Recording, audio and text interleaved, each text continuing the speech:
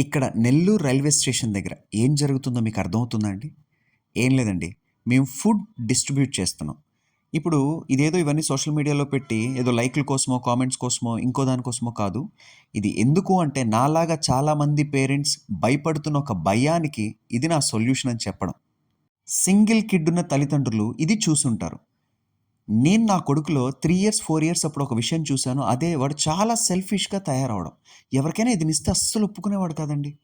అప్పటినుంచి నాకు భయమేసి నియర్లీ ఇప్పటి వరకు 9 ఏళ్ళు, ఈ 5 సంవత్సరాలు వాడికి ఎలా సర్వీస్ చేయాలో ప్రతిదీ వాడి బట్టలు, బొమ్మలు ఎవ్రీథింగ్ ప్రతి సంవత్సరం కనీసం 8, 9 సార్లు సర్వీస్ చేయడం నేర్పించాను. ఒకప్పుడు తీసుకోవడానికి ఇష్టపడేవాడు, ఇప్పుడు ఇవ్వడానికి ఇష్టపడుతున్నాడు. రీసెంట్‌గా కూడా ఒక ఫంక్షన్‌కెళ్తే అక్కడ చాలా ఫుడ్ మిగిలిపోయింది. గబగబా వాడు నా దగ్గరకొచ్చి, "నాన్న అక్కడ చాలా ఫుడ్ మిగిలిపోయింది నాన్న. వాళ్ళని అడుగు నాన్న ఎళ్లి మనం చాలా మందికి డిస్ట్రిబ్యూట్ చేద్దాము" అని చెప్పి అంటున్నాడు. అప్పుడు నేను, "అరే! అసహ్యంగా ఉంటుందిరా ఈ ఫంక్షన్‌కొచ్చి మనం ఎళ్లి వాళ్ళని ఫుడ్ అడిగితే" అని చెప్పాను నన్ను.